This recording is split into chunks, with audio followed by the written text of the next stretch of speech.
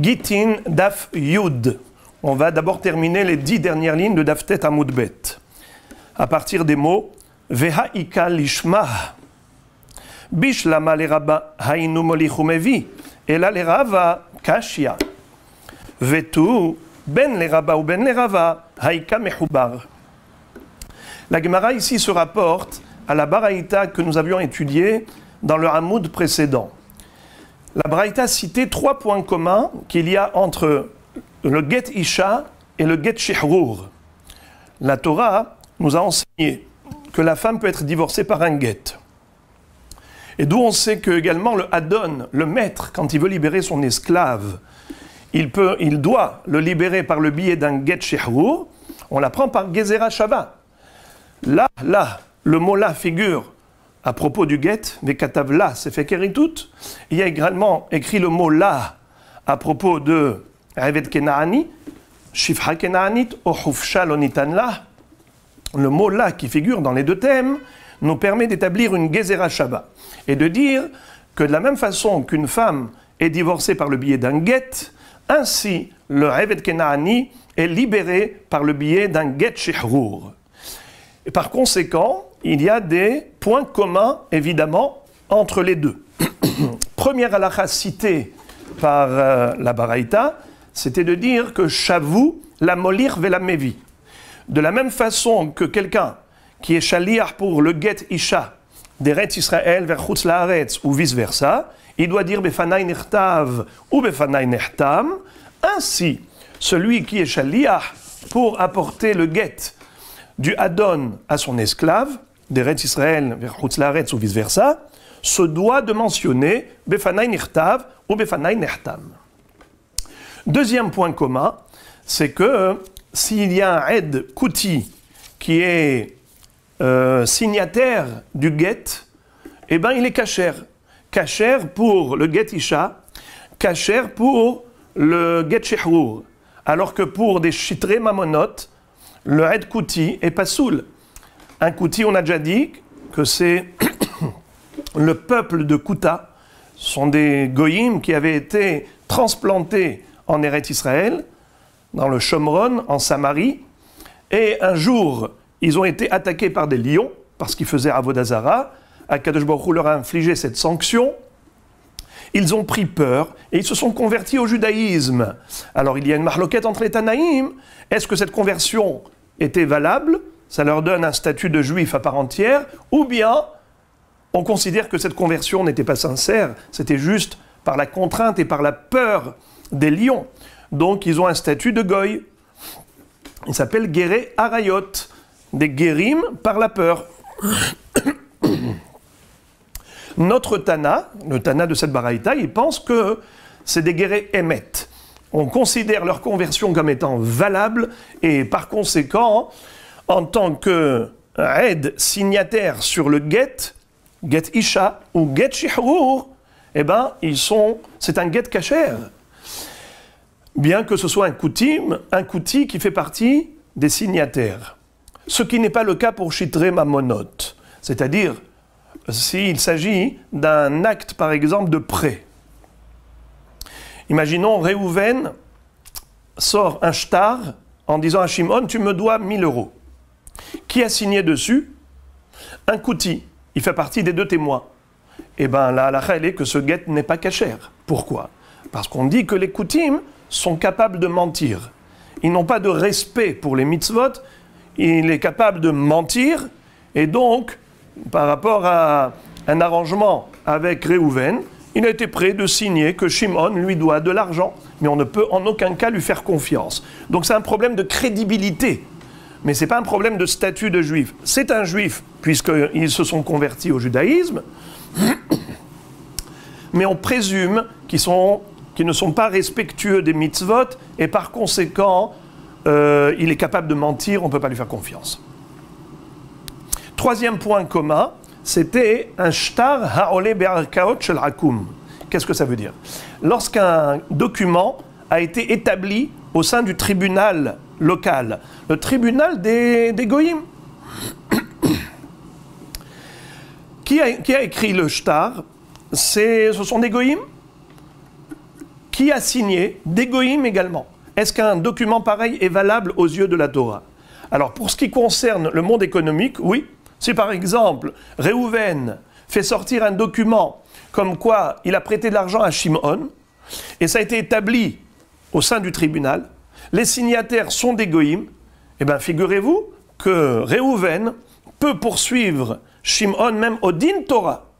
Et les Dayanim du Din Torah vont donner raison à Réhouven, puisqu'il a une preuve. Il a un shtar. Comme Rashi nous le dit, que pourquoi est-ce que c'est kasher ce shtar? Des dina de malchuta dina. Afalpi shanoten ve'amekabel israelim hem. On considère que le din de la malchut, le din du gouvernement, la législation du gouvernement, est une législation qui est prise en considération aux yeux de la Torah, et par conséquent, le shtar est valide. Il peut lui réclamer de l'argent. Mais est-ce qu'un get shehrur ou un get isha, dont les signataires sont des goïms, est-ce que le get est kasher? Évidemment que non. D'où on l'apprend? On l'apprend du fait que la Torah a juxtaposé le Vekatav à Venatan. Vekatav la sefer keritut, Venatan beyada. Mish yeshno bintina, yeshno biktiva. C'est-à-dire que seule une personne qui est concernée par les lois du get est habilitée à écrire le get. Est-ce qu'un goy qui veut divorcer est tenu d'écrire un get à sa femme? Évidemment que non.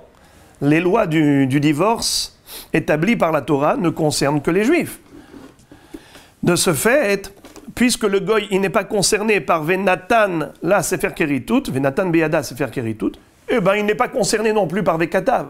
Il ne peut pas écrire un get ou signer un get. Donc ça c'est commun au get shehrur et au get isha. Donc voici les 3 points communs que la Baraïta avait énumérés. Rabbi Meir avait rajouté un 4e cas. C'était le din de Efshar Behazara.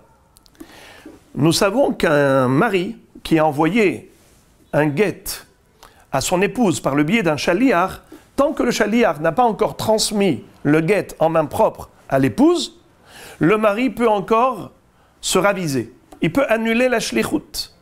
Et donc finalement, même si le chaliar va donner le get à la femme, elle ne sera pas divorcée. Car le chaliar, il agit auquel titre? Parce que shlocho shel adam kemoto. Il est considéré comme le prolongement de la main du mari. Mais si le mari ne veut plus de cette shlichut, donc le chaliar n'est plus considéré comme le mari. De ce fait, il agit comme un étranger. Un étranger qui vient, il donne le get à une femme. Ça ne sert à rien. Donc le mari peut se raviser et ensuite annuler la shlichut. Et en effet, cette femme ne sera pas divorcée. Quel est le din par rapport à l'esclave? Si le maître a donné le get shehrur à un chaliar et il l'a envoyé pour le lui donner, ensuite il a regretté, il s'est ravisé, il peut annuler la shlichut. Et même si le chaliar va donner le get par erreur au Eved Kenaani, ça ne servira à rien, le Eved Kenaani n'est pas libéré. Ça, c'est ce que Rabbi Meir a rajouté. Rappelons que la Baraïta, quand elle a cité les 3 points communs, elle a dit Bishlosha drachim shavu gitenashim et get shehrur. Elle a dit Bishlosha drachim. Elle a cité un nombre, 3 points communs. Ou que divrei Rabbi Meir be'arba. Et Rabbi Meir a dit il y a 4 points communs. J'ouvre une parenthèse. Pourquoi est-ce que Tanakama n'est pas d'accord avec Rabbi Meir? Rashi nous en donne la raison et il dit que comment se fait-il? Pourquoi, d'après Rabbi Meir, le Adon peut se raviser, le mari peut se raviser? Parce qu'on a dit que tant que le get n'est pas arrivé entre les mains de la femme, alors elle n'est pas encore divorcée. Donc il est toujours temps de regretter. Et c'est pareil pour le Eved Kenaani. Les Hachamim, Tanakama, ne sont pas d'accord avec Rabbi Meir. Ils disent que ça c'est valable pour le get Isha, mais pas pour le Eved Kenaani. Pourquoi? nous avons une règle, Zachin la Adam shelo befanav. Je peux donner un cadeau à quelqu'un à son insu. Par exemple, il y a 3 personnes, Réhouven, Shimon, Lévi.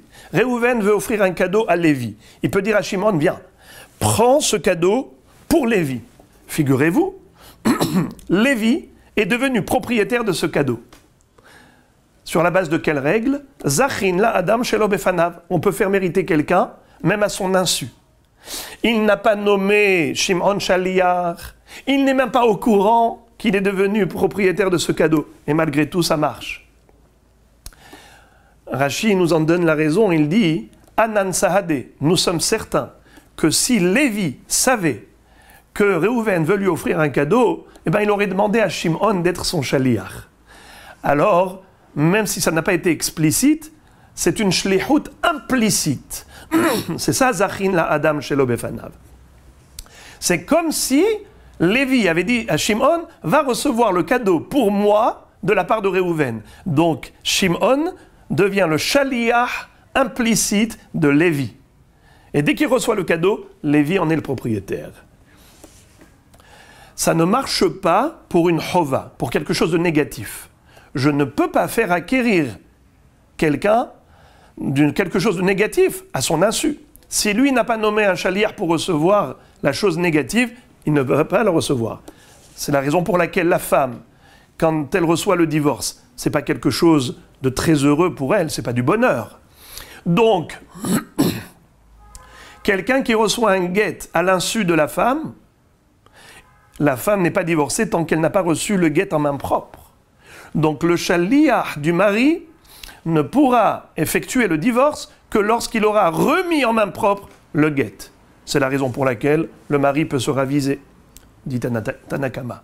Par contre, au niveau du guet shehrur, étant donné que c'est un bienfait, c'est un bonheur pour l'esclave d'être libéré, alors là, à partir du moment où le maître a dit au shaliach, prends le guet pour mon esclave, immédiatement, dès que le shaliach a reçu le guet, l'esclave est libéré. Pourquoi il est libéré? Zachin la Adam shelo befanav. C'est comme si le Eved Kenaani avait nommé cet homme shaliach pour lui, en sa faveur. Et par conséquent, il est immédiatement bénéficiaire de cette libération dès que le shaliach a reçu le guet. Ça, c'est l'opinion de Hachamim. C'est la raison pour laquelle ils n'ont pas compté parmi les éléments, quand ils ont fait la liste des points communs qu'il y a entre Gitei Nashim et Shehrur et Avadim, ils ont dit 3 et pas 4. Parce que pour eux, ce 4e élément n'est pas un point commun entre Get Isha et Get Shehrur. Parce qu'il y a une différence. Le Get Isha, c'est une chova. Le Get Shehrur, c'est un zechut. Zachin la Adam shelo befanav. Donc en effet, le Hadon ne pourra pas se raviser, selon Tanakama. Il ne pourra pas regretter la libération de son esclave, car dès que le shaliach a pris le guet en main, ça y est, l'esclave a été libéré. Tandis que Rabbi Meir, qu'est-ce qu'il a dit? Be'arba'a dvarim, shavu gitei nashim shehrur avadim, c'est-à-dire que, pour lui, de la même façon que le mari peut regretter la shlichut du divorce, ainsi il peut regretter la shlichut de la libération. Car pour lui, un esclave, quand il est libéré, ce n'est pas un zechut. Pourquoi ce n'est pas un zechut? Parce que l'esclave, pendant qu'il est à la charge de son maître, il est nourri, logé, blanchi, il n'a pas de problème par nassa. En plus, il n'a pas de restriction sur le plan des femmes, c'est-à-dire qu'il peut aller avec une shifha kenaanite, il n'a pas besoin de se marier dans les règles de l'art en bonne et due forme comme la halakha l'exige pour un juif. Avda behefkera nihale. Le Eved Kenaani se complaît dans cette situation. C'est la raison pour laquelle, dit Rabbi Meir, ce n'est pas un srout pour lui que de lui envoyer un get shehrur à son insu. Donc nous voyons que pour Rabbi Meir, get isha et get shehrur, c'est pareil, même pour ce 4e élément.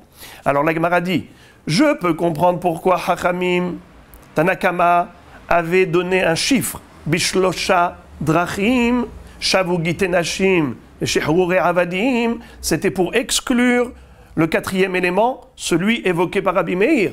Mais Rabbi Meir, pourquoi il avait besoin de donner le nombre? Be'arba'a drachim. Pourquoi il parlait de arba'a? Quand on précise un chiffre, c'est qu'on veut exclure autre chose, on veut restreindre à ce nombre et pas plus. Alors qu'est-ce que Rabbi Meir voulait exclure au travers de ce chiffre?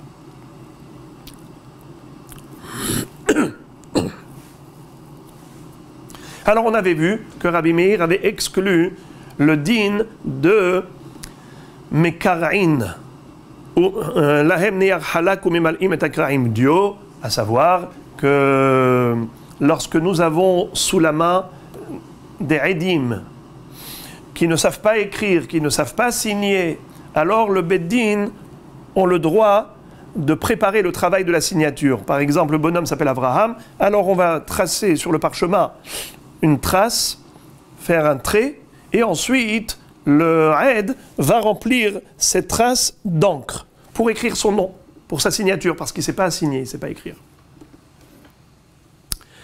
Eh bien, cette halakha, elle n'est valable que pour Gité Nashim, parce qu'on a peur que le mari qui est prêt à donner le guet aujourd'hui, demain il va partir, et on ne va pas le retrouver. Cette femme va rester aguna, sans guet. C'est la raison pour laquelle on exploite même des edim. On profite de l'occasion d'avoir ici des edim, même s'ils ne savent pas écrire. Eh bien, on va les aider en faisant des traces sur le parchemin. Mais cette chose-là n'est pas permise pour le guet shehrur avadim. Parce que là-bas, la notion de igun n'est pas aussi importante que pour la femme. Voilà ce que Rabbi Meir avait voulu nous dire, que Arba'a velo Hamisha. Il n'y a pas d'autre point commun entre Get Shihrur et Get Isha.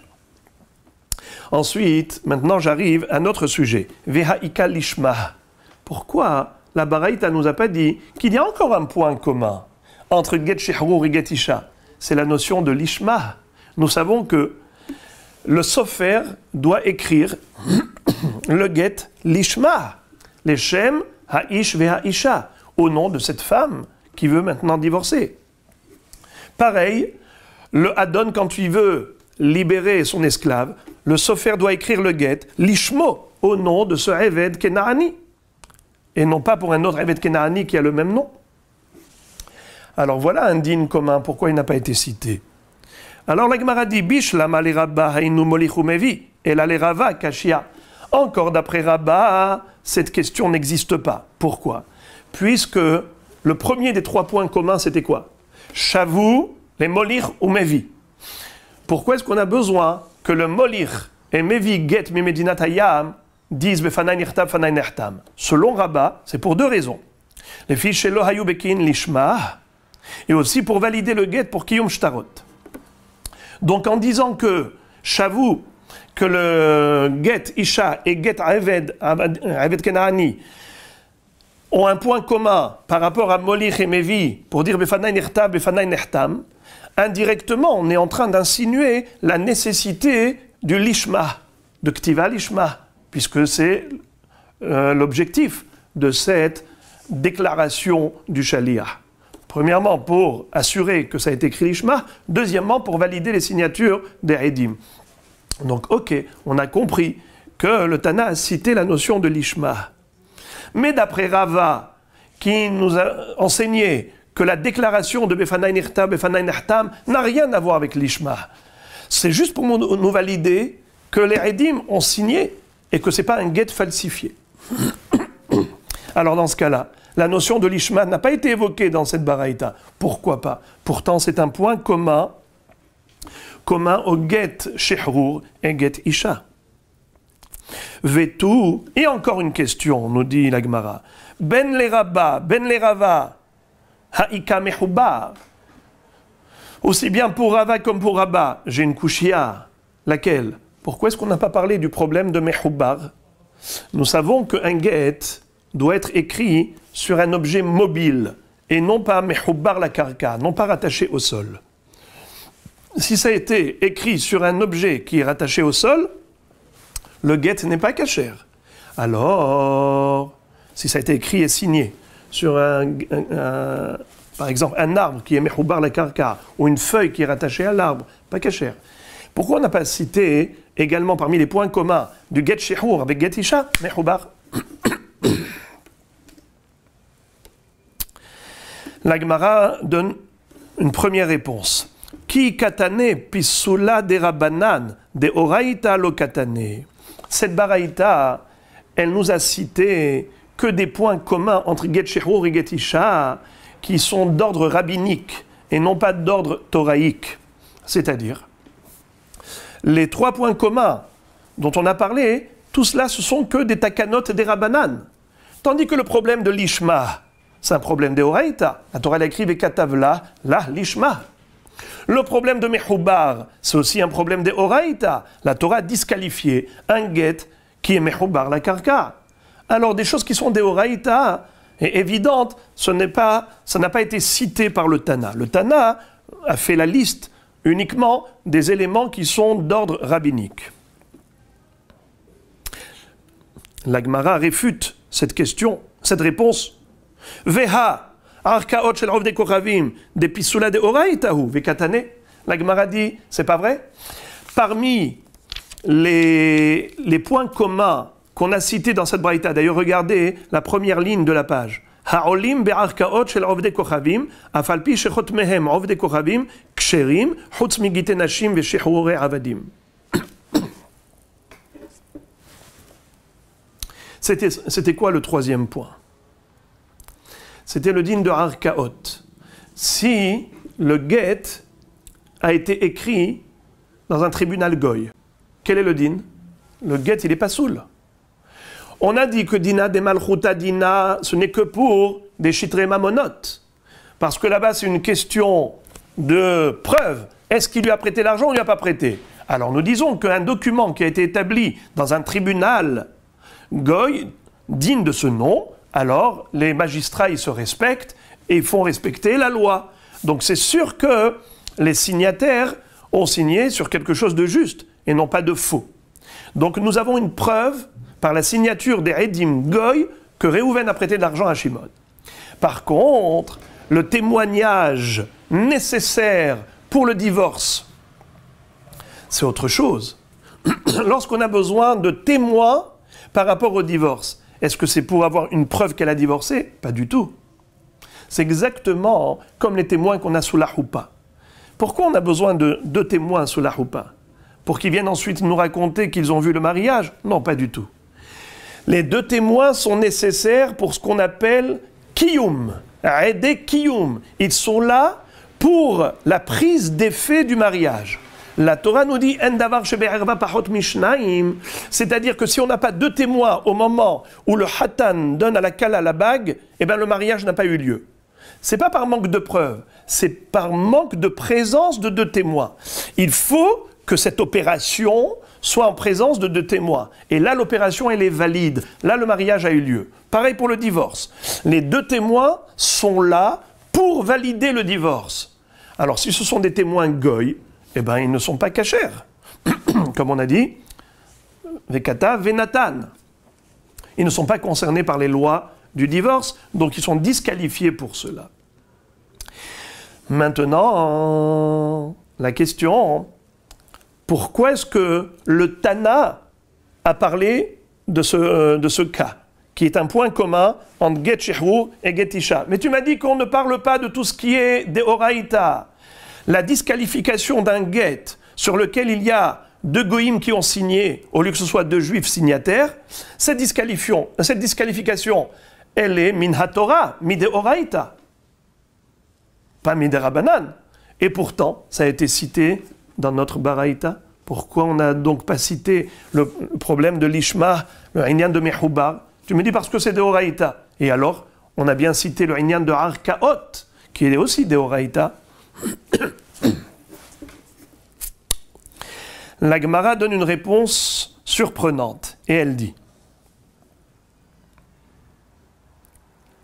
Be'ede Messira ou Kerabi El-Hazar de Amar Ede Messira Karte, c'est-à-dire que le Tana de notre Baraïta rejoint l'opinion de Rabbi Elazar.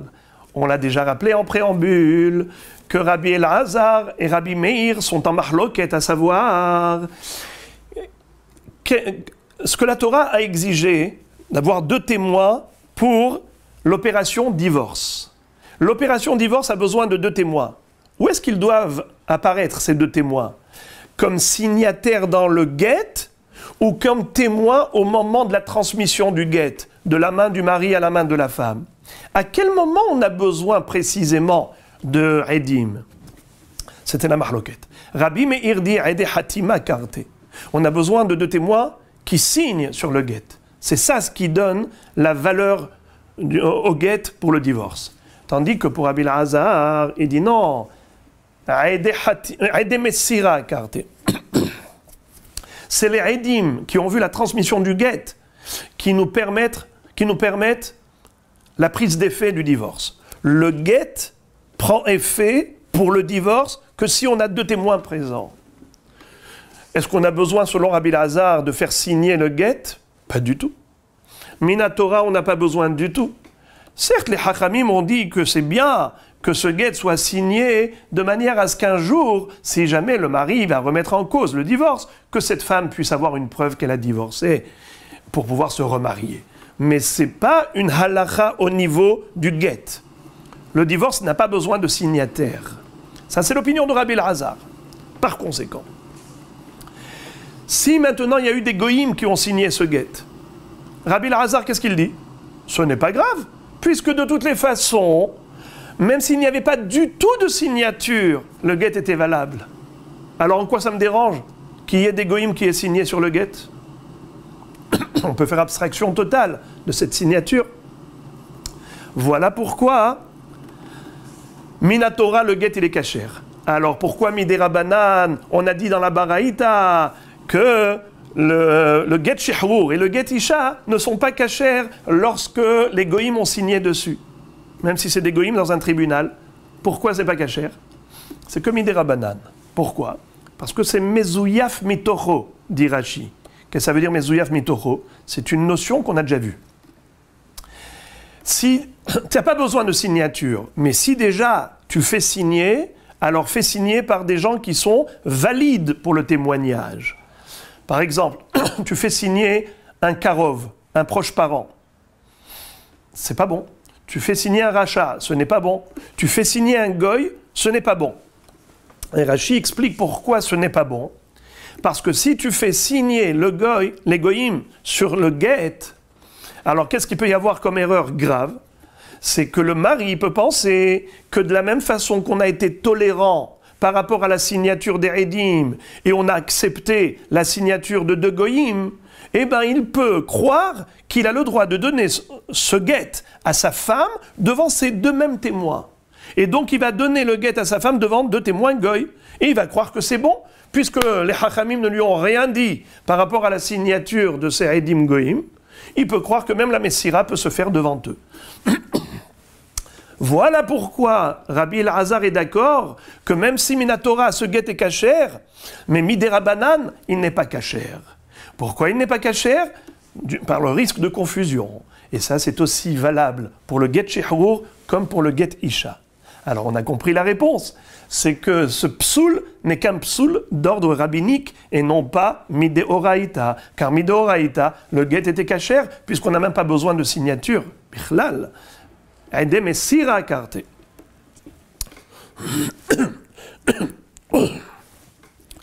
La Gemara réfute cette réponse. Regardez comment. Quatrième avant-dernière ligne. Veha midekatane sefa, Rabbi Shimon Omer, af elu kesherin, ve'amar Rabbi Zera, yarad Rabbi Shimon, leshitato shel Rabbi Elazar, de amar ede Messira Karte, miklal de Tanakama savar, lo.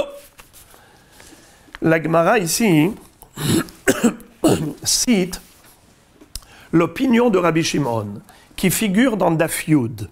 Regardez Daf Yud Amud Bet, il y a une Mishnah. La Mishnah nous dit Kol hashtarot haolim be'arkaot shel ovdei kochavim. Af'al pi shechotmehem ovdei kochavim kesherim. חוץ מגיטי נשים ושחרורי עבדים.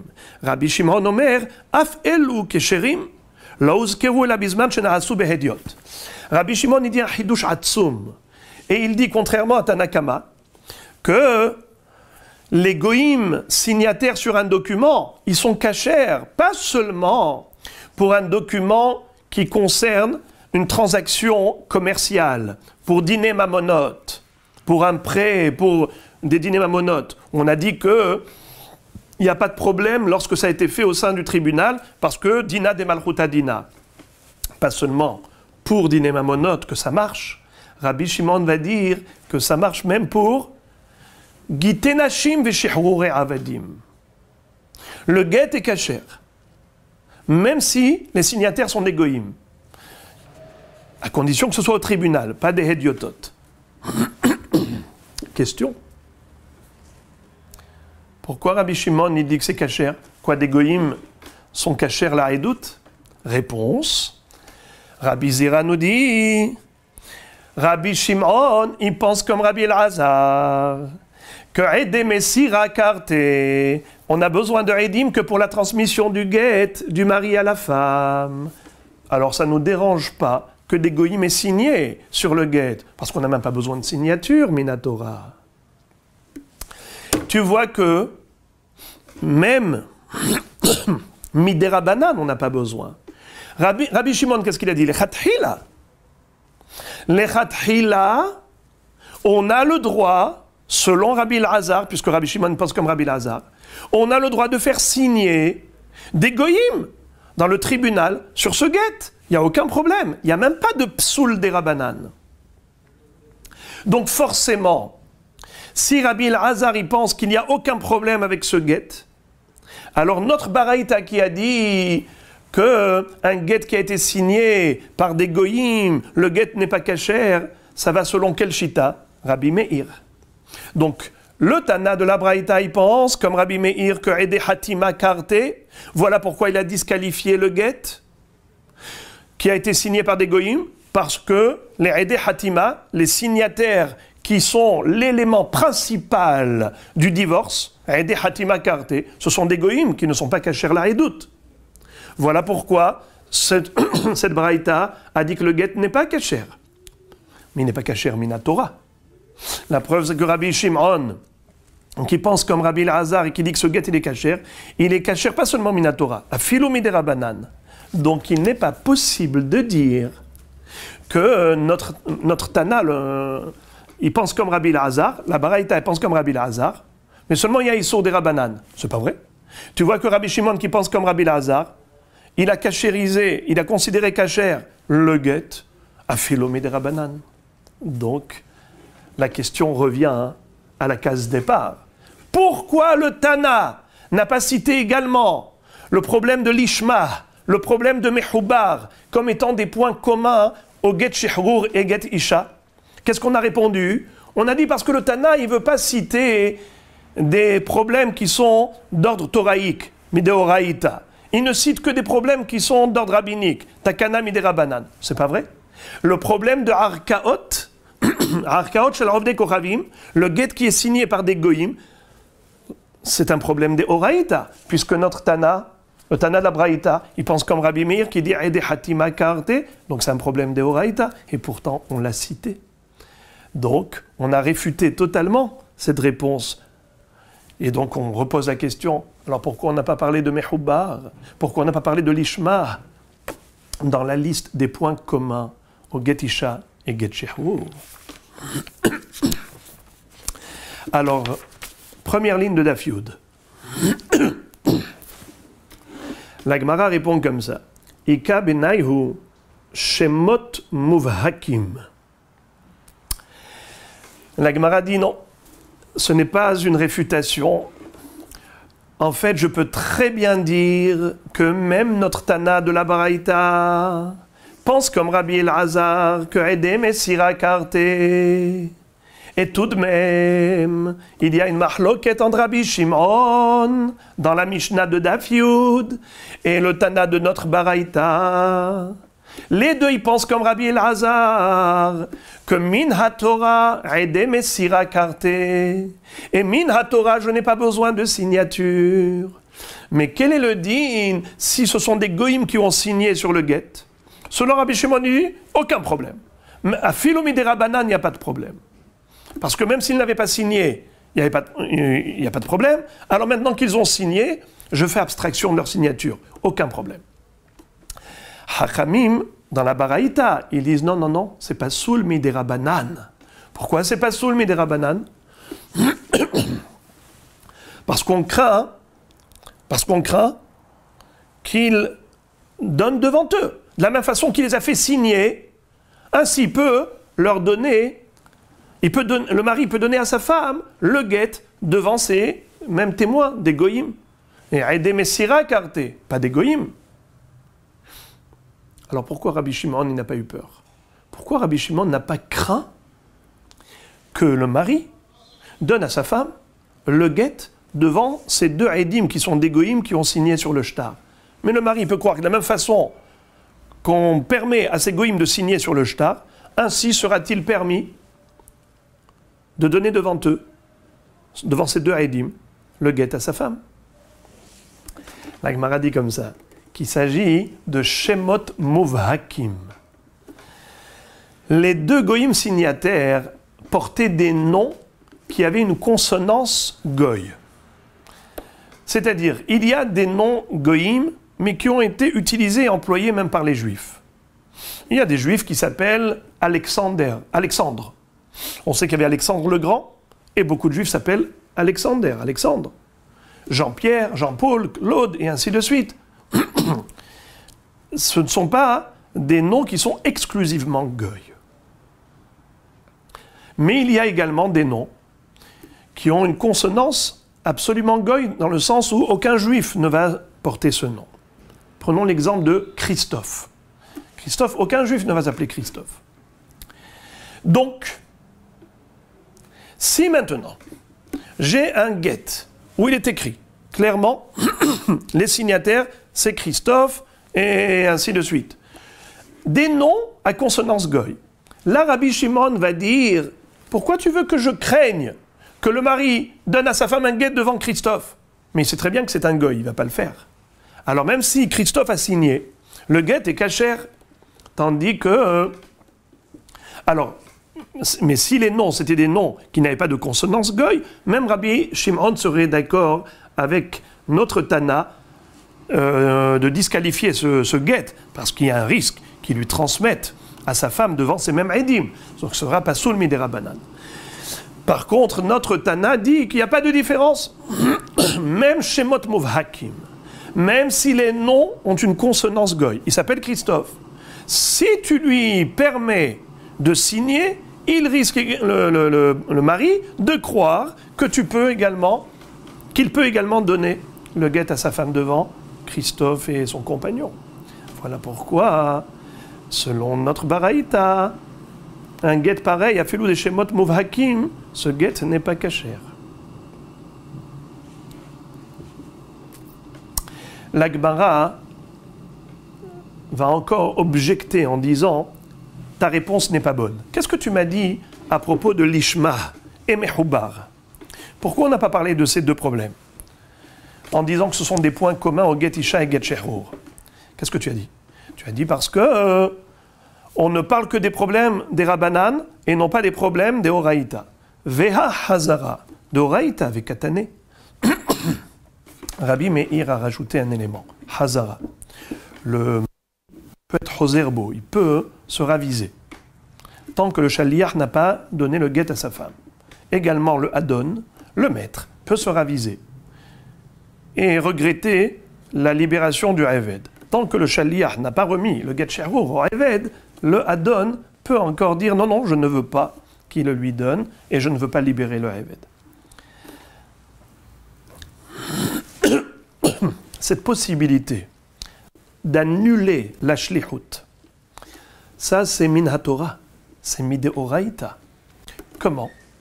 La Torah dit shlocho shel adam kemoto, veshilecha mi beto. De là on apprend que shlocho shel adam kemoto. Mais si le le mari ou le Adon, qui ont envoyé un shaliach avec le get, regrettent. À partir du moment où ils regrettent, ils annulent la shlichut. S'ils annulent la shlichut, donc le shaliach n'est plus shaliach. Donc il n'est plus le prolongement du mari, ni le prolongement de la main du Adon. Donc s'il va donner le get, c'est comme un étranger qui donne le get. Ça ne sert à rien. Cette halakha, elle relève d'une loi de la Torah. Ce n'est pas uniquement une institution rabbinique. Alors pourquoi ça figure dans la liste des points communs entre get shehrur et get isha? Tu m'as dit que dans cette liste, on ne cite et on ne mentionne que des éléments qui sont d'ordre rabbinique et non pas midéoraïta. C'est pas vrai? Tu vois que le inyan de la hazara, que le Adon et le mari peuvent être hozrim bahem, c'est minatora.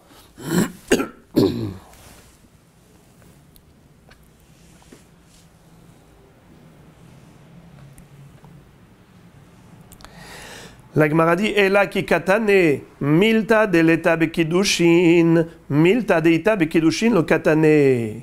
La Gemara, après avoir réfuté la réponse précédente, elle donne une nouvelle réponse, à savoir pourquoi est-ce qu'on n'a pas parlé du problème de l'ishma, du problème de mehubbar la karka, qui sont des points communs au din de get isha et get shehrur. Pourquoi est-ce qu'on n'a pas cité cela dans la liste des points communs?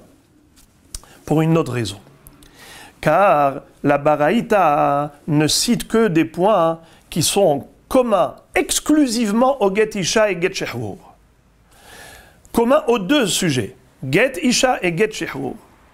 Mais par contre, l'ishma et mehubbar, ce sont des points communs à trois sujets.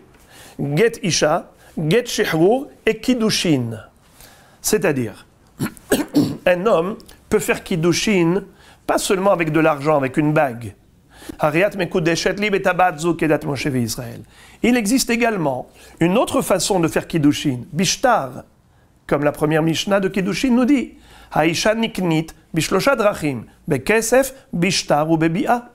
Donc on peut épouser une fille, une femme, avec un shtar, c'est-à-dire, il lui écrit Hare at mekudeshet li bishtarze, et il lui donne. Voilà. Ça, c'est une façon de faire l'acquisition de la femme. D'où on l'apprend? Vous savez d'où on l'apprend? De la juxtaposition qu'a faite la Torah entre le sujet de kiddushin et de gerushin. De la même façon que gerushin, le divorce, se fait par écrit, avec un get, ainsi les kiddushin peuvent être réalisés avec un shtar, par écriture. Comme il est écrit dans le pasuk, Veyatsa vehaïta, ki ikach ish isha ub'ala, vehaya imlo timtzahan be'enav, ki matzaba irvad davar, vekatavlah sefer kiritut, venatan beyada, veshileha mi beto, veyatsa vehaïta le ish aher. C'est-à-dire que la femme qui a divorcé peut aller se remarier. Comment la Torah s'exprime? Veyatsa vehaïta. Elle est sortie du premier mari, vehaïta le ishaher, et elle va se remarier avec un autre homme. Donc tu vois que le remariage a été juxtaposé au divorce. De la même façon que le divorce peut se faire par get, doit se faire par écrit, un shtar, un get, ainsi le mariage peut se faire également par un shtar écrit.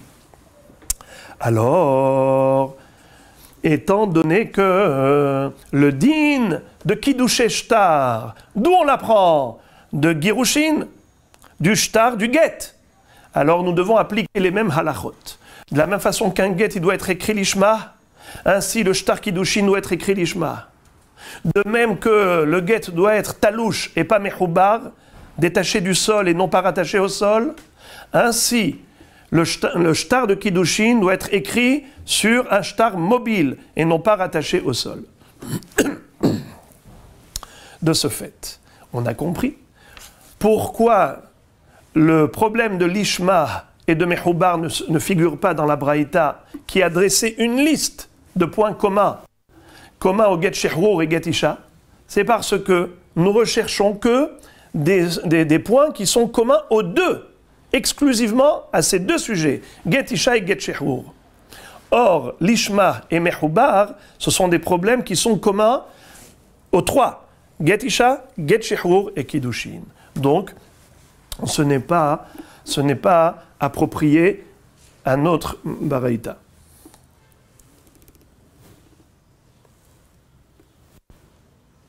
La Gemara veut réfuter cette réponse en disant, a priori c'est faux.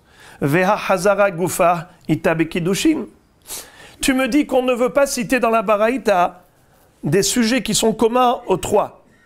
Kiddushin, girushin et shehur eved. Pourtant, on a bien parlé de hazara, c'est-à-dire que le Hadon peut regretter, se raviser par rapport à la libération, il annule la shlichut. Le mari peut se raviser, il annule le shaliach haget, mais c'est pareil pour kiddushin. Quelqu'un qui envoie une bague avec un shaliach pour épouser une femme qui lui a dit oui, eh ben, la shlichut elle est bonne.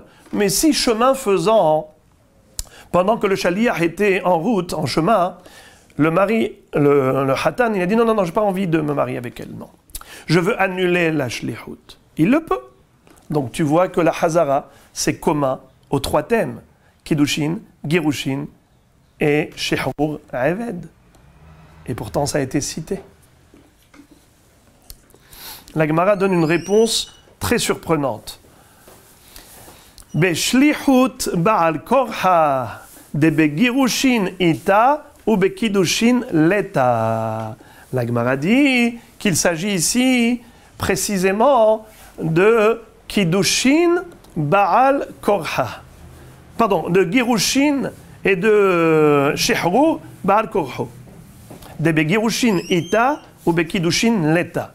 Pour comprendre cette phrase, il va falloir expliquer que le divorce, contrairement au mariage, c'est quelque chose qui peut se faire même à l'encontre de la volonté de la femme.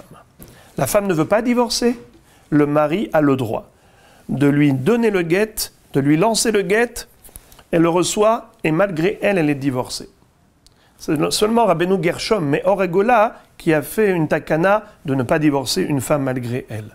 Mais dans l'absolu, Minatora, le din est qu'on peut divorcer malgré la volonté de la femme. Également pour le Eved Kenaani, le Hadon peut libérer le Eved Kenaani et le renvoyer malgré lui. Il écrit un get shehur et il lui lance. Qu'il le veuille ou pas, il est libéré. Par contre, kiddushin, évidemment, ça ne peut avoir lieu que si la femme adhère, qu'elle acquiesce. Si elle ne veut pas se marier avec cet homme, même s'il lui donne la bague et qu'il lui lance l'argent ou lui fait rentrer la bague dans le doigt, ça ne sert à rien. Ariat mekudeshet li betabazuk et dat Moshe ve Israël. Mais dat Moshe ve Israël, c'est que il faut l'approbation de l'épouse. Sinon, il n'y a pas de mariage. De ce fait, nous disons comme ça.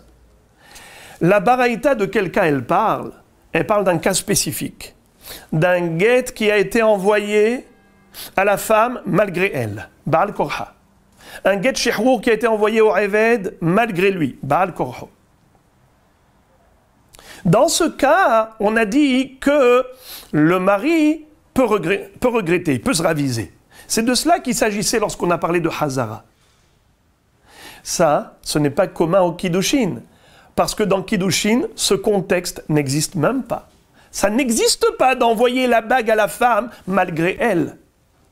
Donc là, on a compris qu'en effet, la notion de Hazara, elle est spécifique à Get Shehur et Get Isha. Parce que le mari et le Hadon, ils ont envoyé le Get par Shaliach, Baal Korho, chez la Eved et Baal Korha chez la Isha. Et là, on nous dit, il peut se raviser s'il a envie. Est-ce que ce contexte existe dans le cas de Kiddushin? Évidemment que non. On ne peut pas nommer un shaliach pour apporter la bague à la femme si elle ne veut pas se marier. Ça n'existe pas. Donc en effet, Hazara, dont a parlé la Baraïta, ça parle d'un cas qui est spécifique uniquement et exclusivement à Kiddushin, à Girushin et Get Shehur. Nouvelle Mishnah. Kol get sheyesh alav ed kuti פסול חוץ מגיטי נשים ושחרורי עבדים. מעשה שהביאו לפני רבן גמליאל לכפר עותנאי גט אישה והיו עדיו עדי כותים והכשיר. On a déjà expliqué quel était le statut des koutim. Mahloket entre les Tanaïm, à savoir, est-ce que les koutim sont considérés goïm ou sont considérés guéré emet, des vrais convertis, donc ils ont un statut de juifs.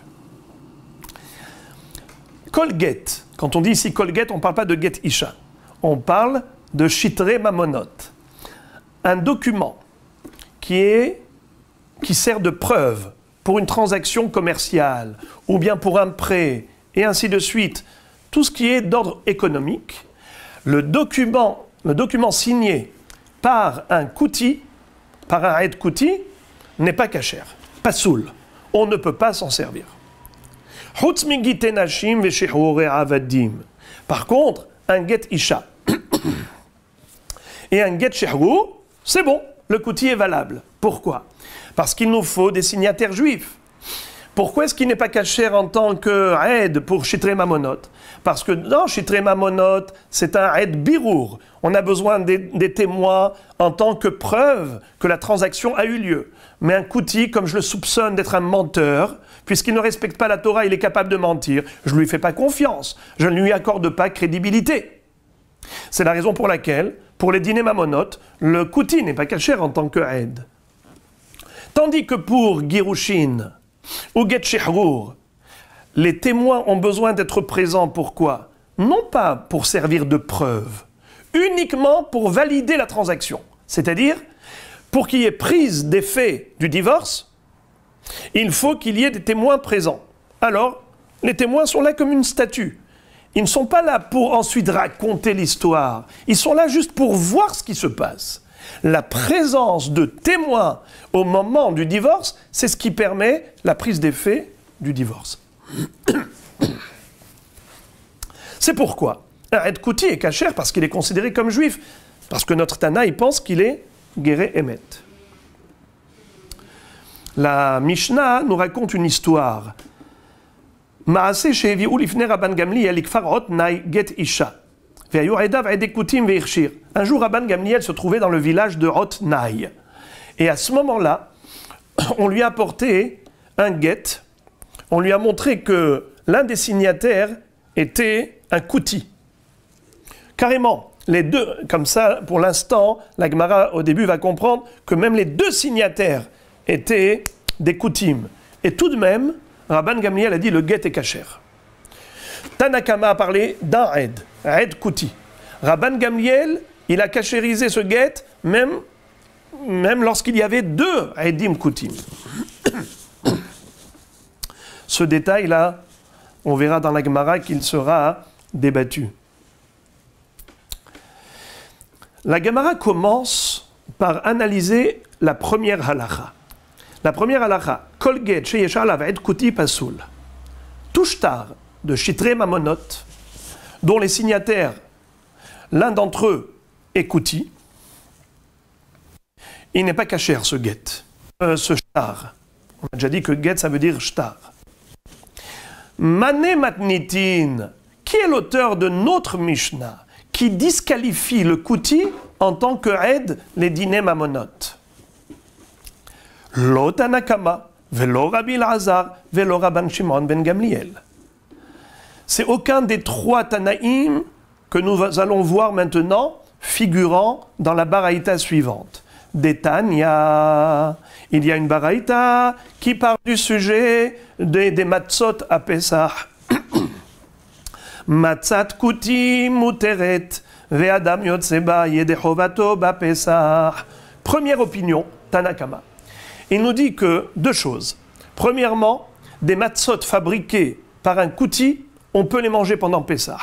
On n'a pas à se soucier que peut-être le kouti n'a pas été vigilant et qu'il a laissé fermenter la pâte et que peut-être maintenant, hasvé shalom, on mange du hametz. Pas de problème, on peut faire confiance au koutim. C'est sûr que la matzah, s'il nous vend la matzah en tant que matzah kasher et Pessah, tu peux lui faire confiance, pas de problème. Elle est matzat koutim muteret. Deuxième halakha, Ve'adam yotzeba yede chovato ba'pesach. Nous savons que la première nuit, nous avons une mitzvah spéciale. Ba'erev tochlo matzot. On doit manger de la matzah, c'est une obligation. Mais en plus, c'est que cette matzah doit être pétrie lishma. Pendant toute la semaine, je peux manger de la matzah qui n'est pas forcément pétrie lishma. Mais la première nuit, je dois manger de la matzah pétrie lishma. Leshem matzat mitzvah. On l'apprend du pasuk Ushmartem et amatzot. Ushmartem et amatzot. Au moment du shimour, au moment où tu pétris la pâte, que tu as mis de l'eau dans la farine, où ça risque de fermenter, c'est là où tu dois être vigilant et bien garder que ne s'écoule pas 18 minutes et qu'il n'y ait pas de chimutz. Eh bien, ça ne suffit pas simplement d'être chômeur. Il faut être amatzot, les shem matzah mitzvah. Eh bien, figurez-vous que je peux acheter une matzah shmura chez le kouti. Le kouti, il a fabriqué cette matzah shmura et il me dit, voilà, elle est shmura, je peux acheter chez lui et manger cette matzah les yeux fermés pendant la nuit du seder. Donc, premièrement, je ne crains pas le hametz. Deuxièmement, je lui fais même confiance par rapport au din de l'ishma de la matzah. Deuxième opinion, Rabbi Elazar Osser. Alors là, Rabbi Elazar dit non seulement que je ne peux pas m'acquitter la nuit du Seder avec une matzah d'un kouti, mais bichlal, je n'ai pas le droit de manger une matzah pareille pendant tout Pessah. Je crains que le kouti ne soit pas respectueux des mitzvot et qu'il a laissé fermenter la pâte. Les fiches en beki'in bedigduke mitzvot. Ils ne connaissent pas l'exigence halachique à la perfection et donc ils peuvent négliger et hasve shalom nous faire manger du chametz. Rashbag Omer, Rabban Shimon ben Gamliel nous dit Kol mitzvah shechziku bakutim harbe medagdekim ba yoter mi Israël. Rabban Shimon ben Gamliel nous dit que les kutim, parfois ils sont plus royalistes que le roi. Non seulement que ils respectent certaines mitzvot, mais ces fameuses mitzvot qu'ils respectent, ils les accomplissent avec plus de scrupules et de minutie que Am Israël. Donc ils ont des catalogues, ils ont un catalogue de mitzvot qu'ils respectent et des mitzvot qu'ils ne respectent pas. Mais les mitzvot qu'ils respectent, ils les accomplissent à la perfection. Rashi dit que Rabban Shimon ben Gamliel, il rajoute par rapport à Tanakama que pas seulement les dinim des Oraïta, il se peut qu'ils respectent, mais parfois même des dinim des Rabbanan. Parce que Tanakama, quand il dit qu'on peut compter sur le kouti pour la matzah, parce que le chametz, la matzah, ce sont des dinim des Oraïta. Alors on peut leur faire confiance. Mais on ne leur fait pas confiance lorsqu'il y a des exigences rabbiniques, parce qu'ils ne respectent pas les institutions rabbiniques. Mais Rabban Shimon ben Gamliel nous dit qu'ils respectent même les institutions rabbiniques, mais ça dépend des mitzvot. Eux, ils ont fait une sélection. Il y a des mitzvot qu'ils respectent, il y en a qui ne les respectent pas. Mais parmi celles qu'ils respectent, tu peux leur faire confiance totalement à Filu Be'etakanot Hachamim. Alors, fin de citation de la Baraïta. Maintenant, la recherche de la Gemara, elle est notre Mishnah. Elle correspond auquel de ces trois Tanaïm? Qu'est-ce qu'elle a dit, notre Mishnah?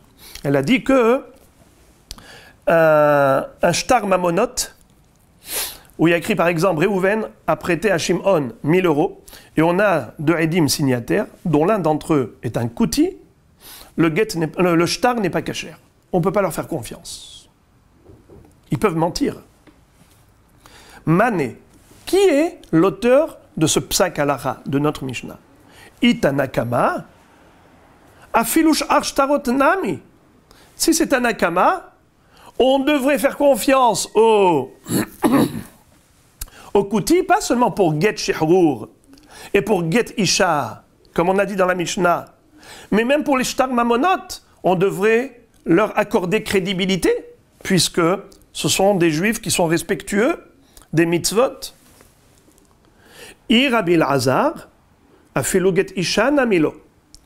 Et si notre Mishnah va d'après Rabbi Elazar, ce n'est pas possible. Parce que d'après Rabbi Elazar, non seulement que pour Shitre Mamonot, il ne devrait pas être kasher, mais même pour Get Isha et pour Get Shehrur, il ne devrait pas être kasher. Rabbi Elazar disqualifie totalement les koutim. Et par conséquent, on n'aurait pas dû les qualifier comme Edim de Get Isha et Get Shechur. Get Isha Namilo. Vei Rabban Shimon ben Gamliel. Et si notre Mishnah correspond à Rabban Shimon ben Gamliel, alors on a un petit problème. Lequel? Ide ahzuk afilu shtarot nami. Ide lo ahzuk afilu Get Isha Namilo. Si la notion des shtarot et de gitin, ça figure dans le catalogue des mitzvot qu'ils respectent, alors Rabban Shimon Gamliel, qu'est-ce qu'il avait dit? Ils accomplissent les mitzvot avec plus de perfection qu'Israël par rapport aux mitzvot qu'ils ont sélectionnés. Alors si on dit que Shitre Mamonot et les gitin, ça fait partie des mitzvot qu'ils respectent, alors pourquoi le Tana fait une différence entre Shitre Mamonot et Get Isha et Get Shechur? On devrait dire que le kouti, il est né émane pour tout. Le kouti doit être crédible pour tout. Et si ça fait partie des mitzvot qu'ils ne tiennent pas, qu'ils ne respectent pas, afilu Get Isha Namilo. Alors même au niveau de Get Isha, le kouti ne devrait pas être considéré témoin valable. La Gemara propose une réponse. Et si tu vas me dire que peut-être notre Mishnah correspond à Rabban Shimon ben Gamliel, peut-être qu'ils respectent que les lois de Gittin, c'est pour cela qu'ils sont qualifiés pour être témoins sur un guet, mais ils ne respectent pas les Shitre Mamonot, c'est-à-dire qu'ils sont des menteurs. Le mensonge, c'est quelque chose qu'ils ne respectent pas, l'interdiction de mentir, et par conséquent, ils peuvent signer sur du faux. C'est la raison pour laquelle je ne leur fais pas confiance dans Shitre Mamonot. C'est une réponse plausible. La Gemara dit non, ce n'est pas une bonne réponse. Dans ce cas-là, pourquoi le Tana a dit que le guet est kasher, bien qu'il y ait un des deux signataires kouti, que le kouti est l'un des deux témoins.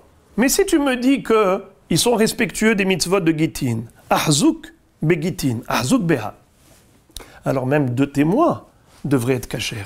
Pourquoi est-ce que Tanakama a dit Aed kouti, un seul, mashma, que si on a deux signataires koutim, le guet n'est pas kasher? Pourquoi pas? Pourtant, Rabban Shimon Gamliel a dit que ils sont, comment on appelle ça, medakdekim be mitzvot yoter me Israël. Alamama Rabbi Elazar lo irshiru bo ela ed echad kuti bilvad. D'ailleurs, c'est Rabbi Elazar le Emora, pas Rabbi Elazar le Tana qu'on a vu avant. Rabbi Elazar le Emora, qui est un hacham de la Gemara, nous a dit clairement que quand Tanakama a toléré un ed kuti à propos du guet, c'est dafka ed echad et pas deux. Pourquoi pas deux? Si c'est Rabban Shimon Gamliel, on devrait cachériser même deux. La Gemara répond ainsi. Le'olam Rabbi Elazar. Béhémettre, notre Mishnah peut correspondre au Tana Rabbi Elazar. Celui qui avait dit qu'on ne peut pas compter sur les koutim par rapport à la matzah. Pas seulement la première nuit de Pessah, mais même pendant tout Pessah. On ne peut pas manger leur matzot, ils sont hashudim ala hametz. On les soupçonne de négliger le Issour Hametz. Alors, comment se fait-il que le guet, il est kasher? Dans ce cas-là, si notre Mishnah correspond à Rabbi Elazar, et on ne peut pas faire confiance du tout à un kouti, alors comment se fait-il qu'il a dit qu'il est kasher pour le guet? S'il y a un ed kouti, c'est kasher. Deux, non. Un, oui. Mais même un ne devrait pas être valable. Puisque pour Rabbi Elazar, ce sont des gens qui ne respectent pas du tout les mitzvot. Alors pourquoi un ed kouti est kasher? Un ed qui ne respecte pas du tout les mitzvot, il est kasher en tant que ed de Gittin. Dernière ligne. Leolam Rabbi Elazar, vekegon de hatim Israël le basof. Il s'agit d'un cas spécifique, un cas spécial. Lequel? Nous avons un guet et nous avons dans 2 Edim signataires. Le deuxième Ed, c'est un Israël qui est connu, un homme qui est Kasher la Mehadrin. Mais lui, il a signé en deuxième position. Et la première Hatima, c'est celle d'un Kouti. Alors on se pose la question, pourquoi le Israël a fait kavod au Kouti pour qu'il signe avant lui? Je tourne la page. De ilav de Kouti haver hava lo mahtim le mikame. Je raisonne ainsi. Et je dis, si le juif, le Israël Kasher, a laissé le Kouti signer avant lui, il lui a donné la primauté, c'est qu'il a vérifié que ce Kouti, c'est un Kouti Haver. Haver, ça veut dire un Talmid Chacham. Il y a des exceptions. En général, les Koutim, d'après Rabbi Elazar, ne respectent pas Torah et Mitzvot, mais il y a des exceptions. Il peut y avoir un Kouti Haver, un Kouti Talmid Chacham, un Tzadik. Alors, si je vois que le Kouti est signataire en premier lieu, mashma, que le Israël qui a signé en deuxième position avait vérifié que ce Kouti, il est Haver. Voilà pourquoi, quand j'ai un guet avec un Kouti qui est signataire, Rabbi Elazar dit, il est kasher ce guet. Il est kasher parce que nous sommes certains que c'est un Kouti kasher, Kouti Haver. La Gemara pose une question atomique. Ihachi afilush arshtarot nami. Alors pourquoi le Tana, notre Mishnah, nous a dit un Kouti est kasher pour le guet, mais il n'est pas kasher pour les chitré mamonot. Mais on devrait qualifier un Ed Kouti kasher, haver, pour tous les shtarot, que ce soit chitré mamonot ou que ce soit guet. Pourquoi dans chitré mamonot on ne raisonne pas ainsi de dire que si le Israël, il a signé en deuxième position, certainement qu'il a vérifié que le Kouti, il est Haver. Pourquoi je ne raisonne pas ainsi? Parce qu'il se peut, et la Amrinan, Revaha Shavak Leman de Kashish Mine. Hachanami, Revaha Shavak Leman de Kashish Mine. Il se peut que le juif qui a signé en deuxième position, le Israël Kasher, un Israël d'origine, qui a signé en deuxième position, en réalité, celui-là, il n'a pas signé en deuxième position parce qu'il avait vérifié si le Kouti est kasher ou pas. Pas du tout. C'est par respect, par politesse. Lui, il s'est dit, moi maintenant, je vais signer sur le shtar mamonot. Par exemple, prenons un exemple. Réhouven a prêté 1000 € à Shimon. Qui était présent? Il y avait plusieurs personnes. Maintenant, Réhouven va choisir parmi ces gens 2 personnes pour les faire signer sur un document comme quoi ils ont vu qu'il a prêté de l'argent à Shimon. Réhouven, il appelle par exemple Zevouloun. Il dit Zevouloun, ça ne te dérange pas de venir signer? Il dit oui, mais je dois partir. Il dit il n'y a pas de problème, avant de partir, signe s'il te plaît. Lui maintenant, il vient et il signe. Il peut signer en première ligne ou en deuxième position. Qu'est-ce qu'il fait? Il a signé en deuxième position. Pourquoi? Parce qu'il s'est dit, je vois ici que dans le public, il y a aussi des personnes âgées. Peut-être que la personne qui va signer dans ce shtar, la deuxième personne qui va signer, peut-être c'est quelqu'un qui est plus âgé que moi. Kashish Minnaï, plus vieux que moi. Par respect pour lui, je lui laisse la primauté, la place du premier rang. Comme ça, il signera en première position. Et ensuite, il a signé et il est parti. Donc, nous disons que c'est la raison pour laquelle, pour Chitré Mamonot, l'emplacement de la signature numéro 2 n'est pas une preuve, n'est pas une référence de la cacheroute du premier témoin. Car il se peut que le deuxième témoin a signé en deuxième position, non pas parce qu'il a vérifié la qualité merveilleuse du premier témoin, comme on avait dit avant, Kuti Haver. Pas du tout. Il se peut qu'il a signé en première position parce qu'il devait partir, et il s'est dit, celui qui va signer avant moi, peut-être c'est quelqu'un d'âgé, un vieux, et par conséquent, je lui fais kavod. Donc, voilà pourquoi, pour les autres shtarot, ce n'est pas une référence. Alors la Gemara dit, alors pourquoi pour le get? Tu dis que le get il est kasher quand il y a un kuti qui est signataire en premier lieu. Mais peut-être qu'il s'est passé exactement la même chose. Qu'ils étaient tous là pour le get, ils ont tous été présents au moment du get, ils étaient tous témoins. Et finalement, lui, celui qui a signé, il est parti. Mais comme il s'est dit, peut-être qu'une personne plus âgée que moi va signer, je lui fais kavod, je lui laisse la place de la première signature. Mais il se peut que ce kuti qui a signé là-bas n'était pas un kuti Talmid Chacham, n'était pas un kuti Haver, et c'est pas parce qu'on lui a fait kavod, parce qu'on a vérifié que c'était un Talmid Chacham, qu'on lui a laissé la primauté. Pas du tout. Il se peut que le bonhomme est parti, et ensuite le kuti a signé, et c'était un kuti qui néglige les mitzvot. Rabbi Elazar a déjà dit qu'un kuti en général, il néglige les mitzvot, donc il n'est pas qualifié pour être un aide. Comment se fait-il qu'on a déjà dit, on a dit que quand même, le get est kasher. Je répète dans le texte. Deuxième ligne. Ihachi afilush arshtarot nami. Et là, amrinan, revaha shavak leman de kashish mine. Donc on doit dire que tout simplement, la place vide qu'il a laissée en première signature, c'était pour faire respect, faire honneur à celui qui est plus âgé que lui. Hachanami, revaha shavak leman de kashish mine. Il a laissé la place vide même dans le get pour quelqu'un qui est plus âgé que lui. Mais ça ne veut pas dire forcément qu'il a vérifié si ce kuti était haver ou pas. Donc la question, on revient à savoir comment tu as pu dire que notre Mishnah correspond à Rabbi Elazar. La Gemara répond, Amar Rav Papa, Zot omeret, Eide haget en hotmin ze beloze. Maïta Amar Rav Ashi, Gzera mishum kulechem. Rav Papa dit, de là on déduit une halacha qui est une institution rabbinique, à savoir que spécialement par rapport au get, il y a une halakha qui consiste à dire que le témoin n'a pas le droit de signer s'il n'est pas en présence du deuxième témoin.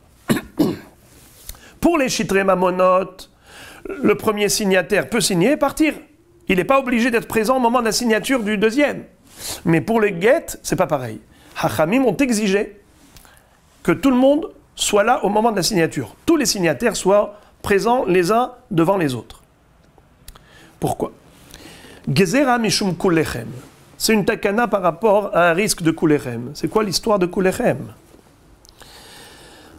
Rashi dit, Zot omeret, matnitin, de marchir begeet, ou posel, bishar shtarot, ashmu'inan de ede haget, enam hotmim, elaze bifneze. C'est la raison pour laquelle, lorsque dans un get, je vois qu'il y a un Israël kasher qui a signé en deuxième position, je suis sûr que le premier kuti, c'était un kuti haver, un kuti kasher. Puisqu'il était là au moment où l'autre a signé, il ne lui aurait pas fait ce kavod de signer lui le premier, s'il n'était pas sûr que ce kuti était de grande qualité spirituelle. Kuti haver. C'est la raison pour laquelle, au niveau des gitin, je dis qu'un kuti qui est signataire, en première position, kasher. Par contre, pour les autres shtarot, non. Puisqu'on peut signer en étant chacun séparément, et on n'a pas vu qui a signé en deuxième position. Maïtamam gzera mishum kulechem, je vous lis Rashi. Kulechem, dit nan bepirkin dil kaman, il y a écrit dans Dapsa Mervav, Amar le asara kulechem kidvuget le ishti, Ehad kotev et kulam hotmin. Si quelqu'un a dit à 10 personnes, je vous demande d'écrire un get pour ma femme, la halakha est la suivante. Ehad kotev et kulam hotmin. Il y en a un qui écrit et tous les autres signent. Ve'ilu havu hatme kulehu have pasul. Et s'il y en a un qui manque, il y en a un qui n'a pas signé, le get n'est pas kasher. Parce qu'il a dit kulchem. Il exige que ce soit signé par tous, puisque c'est la condition du mari. Si la condition n'est pas remplie, eh ben le guet n'est pas cachère. Les fikar tiknu, afilu echad elo amar kulechem, sheyu kol ha'edim nikbatzim b'sha'at hatima. À ce titre, Hachamim ont fait une gzera. Ils ont généralisé la halakha. Ils ont dit, dans tous les cas de figure, le guet doit être signé par tous les signataires présents. C'est-à-dire qu'il faut que tous les signataires soient présents au moment où chacun signe. Exactement dans le cas de Kulchem, où on a dit que tout le monde doit signer, pour se souvenir de cette halakha, que si le mari a exigé que Kulchem, que tout le monde signe, il faut que tout le monde soit présent. À ce titre-là, Hachamim ont étendu la halakha, ils ont dit, même lorsque le mari n'a pas exigé Kulchem, il faut que Kullam yupo. Il faut qu'au moment de la signature du guet, tous les Edim soient présents. C'est ce qui fait la différence entre guet et shitrei mamonot. Dans guet, je suis sûr que si le Israël Kacher a signé en deuxième position, c'est qu'il a d'abord vérifié la qualité du kouti qui signe avant lui. S'il lui a fait kavod de signer avant lui, à ce kouti, c'est qu'il a vérifié que ce kouti est kacher. Kouti haver. Mais dans d'autres shtarot, ce n'est pas une référence. Il se peut que le kouti est signataire en première position, non pas parce qu'on a vérifié sa qualité, simplement c'est parce que le deuxième signataire, avant de sortir, il a signé en deuxième position parce qu'il s'est dit peut-être qu'il va y avoir un autre juif qui est plus âgé que moi, je lui laisse la place. Mais il n'a pas vérifié quelle est la qualité de l'autre signataire, puisqu'il n'y a pas d'exigence de signer d'Afka l'un devant l'autre.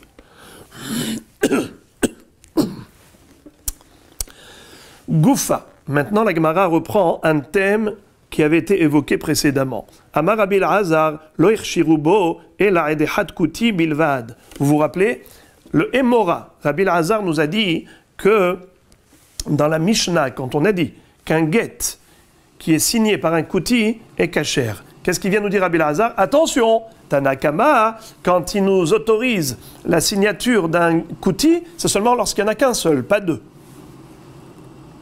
S'il y en a deux, alors ce ne serait pas kasher. Maïka mashma'alan. Quel est le ridouche? Tanina. C'est-à-dire, c'est écrit mefourage dans la Mishnah. On n'a pas besoin d'un Emora qui vienne nous l'enseigner. On lit la Mishnah, on traduit. Kol get, sheyesh alav, ed kuti, pasoul. Marqué clairement, un get où il y a, c'est-à-dire un shtar mamonot, où il y a un ed kuti, n'est pas kasher. Donc tu vois que c'est écrit Aed au singulier. Pourquoi Rabbi Elazar a besoin de nous le préciser? Réponse.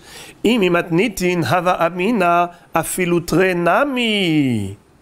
Vehai dekatane had mishum de bishtarot afilu had namilo kamash ma'alan. J'aurais pu me tromper dans l'interprétation de la Mishnah. J'aurais dit comme ça. Dans la Mishnah, qu'est-ce qui est écrit? Un shitrei mamonot où il y a un ed kuti n'est pas kasher. Par contre, un get, c'est kasher. J'aurais dit comme ça. Tu sais pourquoi on a parlé de ed et had dans la Mishnah? C'était juste pour nous dire que dans shitrei mamonot, afilu ed et had kuti n'est pas kasher. Par contre, au niveau de get, quand je dis kuti kasher, j'aurais pu penser que même shne kutim, c'est kasher. Pourquoi dans la Mishnah on a parlé de ed et had? C'était pour la disqualification du kuti au niveau de shitrei mamonot. Là, le Tana me dit, même un ed kuti n'est pas kasher. Mais en ce qui concerne le get, j'aurais pu penser que là, il n'y a pas de différence.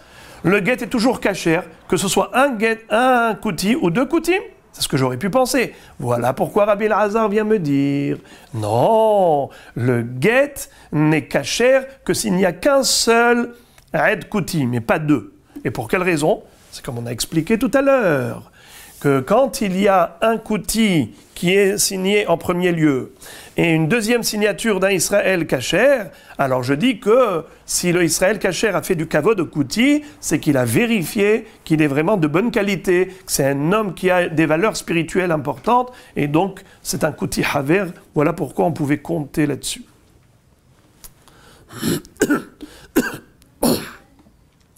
Kamash Ma'alan. La Gemara pose la question, elle dit Outre l'eau, qu'est-ce que tu veux dire par là? qu'un get où il y a deux coutumes signataires, le get n'est pas kasher. Pourtant, dans la Mishnah, on nous a raconté une histoire. Veha katane maase vevi ou lifne Rabban Gamliel likfar otnai get isha. Vehayu edav ede kutim vehirshir. Pourtant, Rabban Gamliel, il a dit que même deux edim qui étaient signés dans le get de Kfar Otnai, il avait dit que c'était kasher. Alors pourquoi tu me dis que c'est seulement s'il n'y a qu'un seul koutim et pas deux? Amar Abaye Tane Edo. Abaye, pour faire correspondre l'histoire de Rabban Gamliel à la Shita de Tanakama, il corrige. Et il nous dit, au lieu de lire Edav au pluriel, il faut lire Edo au singulier. Donc le get qu'on a apporté devant Rabban Gamliel, il y avait dedans un seul kouti et pas deux, comme on avait compris. Rava donne une autre réponse. Rava Amar le Olam Tre, Behemet, le get de Rabban Gamliel, il y avait là-bas deux koutim signataires. Et malgré tout, c'était kasher. Pourquoi? Parce que Rabban Gamliel, il est holek sur Tanakama. Tanakama pense qu'on ne tolère qu'un seul kouti qui a signé. Mais Rabban Gamliel, il est holek et il dit même deux koutim qui ont signé le get, c'est kasher. Rabban Gamliel, certainement, parce qu'il pense que les koutim, le get, ça fait partie des mitzvot qu'il respecte. Et par conséquent, comme on avait vu que Rabban Shimon ben Gamliel disait que les mitzvot que les koutim respectent, harbe medagdekim ba, yoter mi Israël. Donc il n'y a pas de problème. Même deux koutim qui ont signé sur le get, c'est kasher. D'ailleurs, il faut, selon Rava, insérer une phrase dans la Mishnah. Voilà comment Rabban Gamliel va intercaler une phrase dans la Mishnah. Rava Amar le Olam Tre, Rabban Gamliel, Miflag Palig, Rabban Gamliel est holek sur Tanakama. Il manque une phrase dans la Mishnah, voilà comment il faut lire la Mishnah. Rabban Gamliel Marchir. Rabban Gamliel, contrairement à Tanakama, il dit que même deux Edim Kutim, pardon, excusez-moi. Rabban Gamliel Marchir Bishnaim. Rabban Gamliel, contrairement à Tanakama qui a dit Ed Echad, Kuti Echad, lui il dit Marchir Bishnaim, même deux Kutim. Ou Maase Nami, Shevi Ulifne Rabban Gamliel, Likfar Otnai Get Isha, Veayu Edav Ede Kutim Veirshir. Et la Mishnah qui raconte cette histoire de Rabban Gamliel, c'est pour nous montrer que ce n'est pas seulement théorique qu'il avait dit que deux Koutim, c'est Ksherim, les Maasé lui-même, il a été posek la halacha, il a été moré hora'a les Maasé, en disant que ce get, où il y avait deux Koutim signataires, le get était réellement kasher. Et maintenant, nous allons lire la nouvelle Mishnah. Kol hashtarot ha'olim be'arkaot shel ovdei kochavim, afal pi shechotmehem ovdei kochavim kesherim. En tout ce qui concerne des documents de transactions commerciales, économiques, comme par exemple un shtar de halva'a, Réhouven a prêté 1000 euros à Shimon, et ainsi de suite. Tout cela, ça peut être signé par des goyim dans un tribunal goy, et ce document est valable aux yeux du din Torah. On peut s'appuyer sur ce shtar qui est établi par des goïms, des magistrats, dans le tribunal, est signé par des goïms, et c'est kasher. Dina de malchuta dina. Kol ashtarot ha'olim be'arkaot shel ovdei kochavim, af al pi shechotmehem ovdei kochavim ksherim. Chutz migite nashim ve'shechrurei avadim. À l'exception d'un get qui est signé par, qui est un get, un acte de divorce, ou un acte de libération du Eved Kenaani, qui a été établi au sein du tribunal Goy, ou signé par des Goyim, ce n'est pas kasher. On a déjà expliqué que la Torah, elle exige, Vekata Venatan, celui qui est apte à Venatan, il est apte à Vekatav. Celui qui n'est pas concerné par les lois de divorce de Venatan Biada, il n'est pas non plus habilité à écrire le get ou signer Vekatav. Alors, Gite Nashim et Shehurei Avadim, c'est pas kasher si c'était fait par des goïms. Rabbi Shimon Omer, Af Elu Kesherim. Rabbi Shimon avait dit ce grand hidouche qu'on a déjà vu, que même pour Get Isha et Get Shehur, si ça a été établi au sein du tribunal Goy, c'est kasher. Loz Keru et la Bisman Shenaasu Behediot. Quand est-ce que ce n'est pas kasher? Que si ça a été fait par des amateurs, par des gens ordinaires. Mais si ça a été fait par un tribunal qui est reconnu par le gouvernement, et ce sont des gens assermentés sur lesquels on peut compter et qui n'ont pas de mauvaise réputation de faire usage de faux, alors on peut compter sur eux même pour le get Isha et get Shehur. Et on l'a déjà dit tout à l'heure, vous vous rappelez, que Rabbi Shimon y pense comme Rabbi Elazar, qui disait « Aide Messira Karte ». Alors attention, ça c'est quelque chose que j'avais oublié de dire tout à l'heure, et qui est extrêmement important. Il s'agit de Sofer Israël. Le guet, il a été écrit non pas par le tribunal, par des goïms. Le guet, il a été écrit par un Sofer Israël. Parce que quand la Torah a écrit Vekatav, là, Vekatav, c'est l'activa du shtar, pas la signature. Puisque pour Rabbi Elazar, on n'a même pas besoin de signature, alors Rabbi Elazar va dire que même si les signataires c'était des goïms, ce n'est pas problématique, parce que je fais abstraction de la signature. Le principal, c'est l'activa. L'activa du sofer, ça doit être un sofer Israël. Mais qui a signé? A signé, c'est un goy. Là, Rabbi Shimon, il pense comme Rabbi Elazar, que Edem Messira Karte, on a besoin de Edim au moment de la transmission, pas au moment de la signature. La signature, on n'a pas besoin de signature. C'est la raison pour laquelle, si des Edim Goïm ont signé, ça ne disqualifie pas le guet. Mais évidemment, l'écriture du guet doit se faire par un Ben Israël. Et c'est de cela qu'il s'agit. Gemara. Kapasik vetane, loshna mecher, loshna matana. La Gemara maintenant va s'arrêter sur la compréhension de la Mishnah. La Mishnah nous dit Kol hashtarot haolim be'arkaot shel avdei kochavim afal pi shehotmem avdei kochavim ksherim. Tous ces documents qui sont des actes d'ordre commercial, économique, c'est kasher. Quel est le din à propos du mecher, à propos de matana? Quelqu'un veut vendre un terrain. Quelqu'un veut vendre un terrain. Il faut, pour acheter un terrain, il faut soit kesef, soit shtar, soit chazaka. Alors imaginons que Réhouven a vendu à Shimon un terrain. Comment? Shimon lui a donné l'argent pour acheter le terrain. Est-ce qu'il y a eu transaction? Oui. Elle est valable? Bien sûr. Qui était témoin sur le document de preuve, c'est-à-dire que maintenant, juste pour que, comment il s'appelle, l'acheteur ait une preuve que Réhouven lui a vendu, alors on a écrit un document, Réhouven, nous sommes témoins que Réhouven a vendu le terrain à Shimon. Donc Shimon, il va garder ce document juste en tant que preuve. Qui a signé dessus? Des goïms. Ce n'est pas grave, puisque on a dit qu'il s'agit d'un tribunal. Donc on est sûr qu'ils ont signé à juste titre. On peut leur faire confiance pour ça. Ça, c'est pour Shtar Mecher. Le problème, c'est dans Shtar Matana.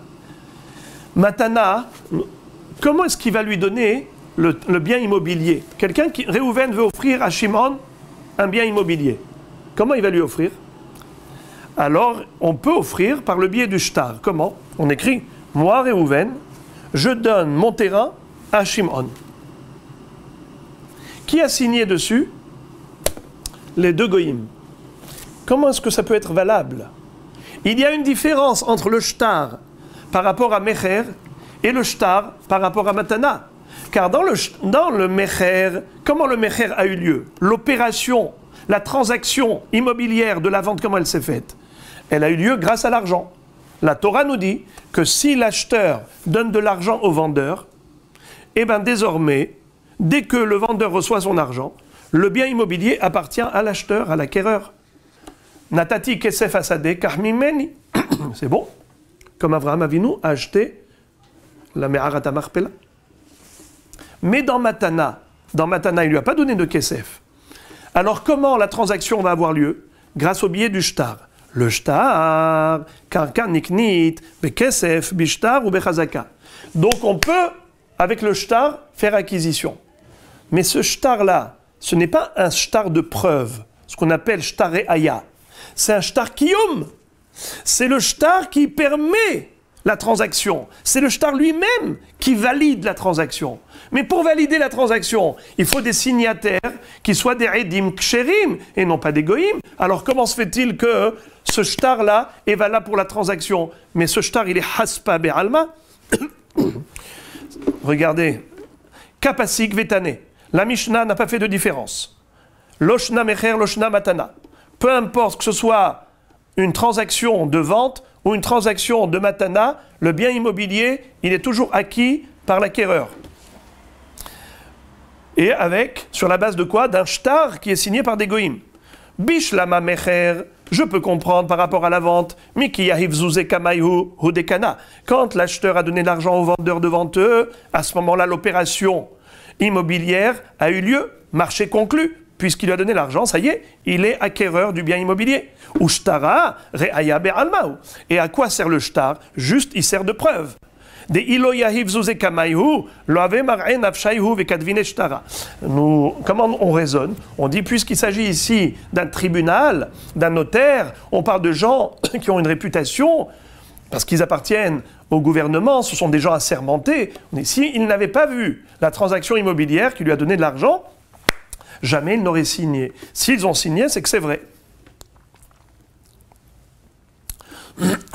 Et la matana, bemaï kakanele. Mais au niveau de matana, il n'y a pas d'argent qui a été transmis. S'il n'y a pas d'argent qui a été transmis, bemaï kanele. Comment est-ce qu'il a fait acquisition?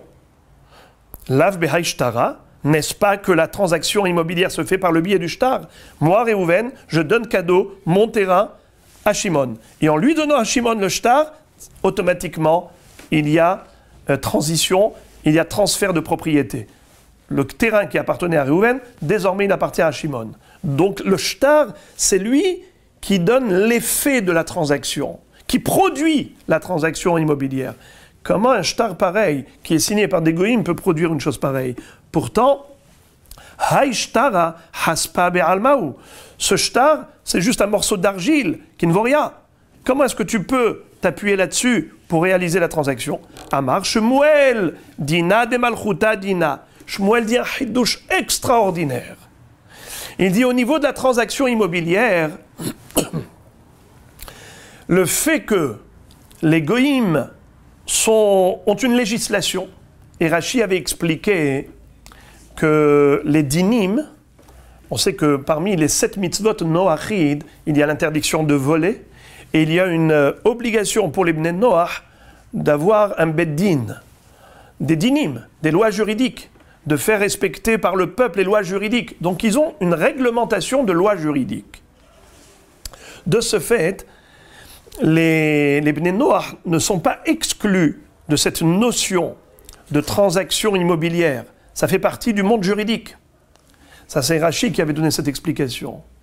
En tout cas, dina de malchuta dina, le fait que le gouvernement donne son, comment on appelle ça, sa validité à tout ce que le tribunal va réaliser, puisque c'est soumis à une réglementation gouvernementale, nous considérons que les transactions immobilières qui ont eu lieu ici, eh bien que ce soit d'après les signatures de Goïm, ça marche. Ça, c'est le chidouche de Shmuel. Deuxième réponse de la Gemara, Veibaitema, Tani, Chutz mikegite nashim. La deuxième réponse, elle est que non, ça ne marchera pas. On ne peut pas donner un terrain par la transmission d'un guet qui est signé par des Goïm. D'un shtar de matana signé par des goïms. Pourquoi? Parce qu'ici, ce shtar ne sert pas de preuve. Il réalise la transaction. Exactement comme la présence de témoins au moment du divorce, au moment du mariage, où la présence des témoins permet l'effet du divorce, l'effet du mariage. Les témoins sont là pour valider la transaction. Ça, ce n'est pas possible avec des témoins goïm. C'est la raison pour laquelle, quand la Mishnah dit que des shtarot signés par des goïm, c'est valable, uniquement dans Shitre Mamonot, mais pas dans Gite Nashim et Shehur Avadim, il ne faut pas lire Hutzmi Gite Nashim, il faut lire Hutzmi Ke Gite Nashim, comme Gite Nashim. C'est-à-dire que tout ce qui ressemble à Get Isha, comme par exemple le mariage, comme par exemple Get Shehur, comme par exemple Shtar Matana aussi, tout ce qui est dans cette catégorie d'opérations qui est réalisée par la présence des témoins, la prise d'effet de la transaction n'aura lieu que par le biais de la présence de témoins, la signature de témoins. Ça, ce n'est pas une chose possible si les edim ne sont pas des edim ksherim. Donc des edim goïm ne sont pas valables pour réaliser une transaction immobilière de matana. Uniquement dans Kesef, parce que la transaction s'est faite par le biais de Kesef. Alors là, je dis à quoi ils servent les edim? Juste à prouver que ça a eu lieu. Ils ont vu, et ils nous racontent. Ça s'appelle shtar et aya. Mais par contre, lorsqu'il s'agit d'un shtar kiyum, un shtar kiyum, c'est le shtar lui-même qui est mekayem la transaction. Là, il faut absolument des edim ksherim, sinon la transaction, elle est nulle et non avenue.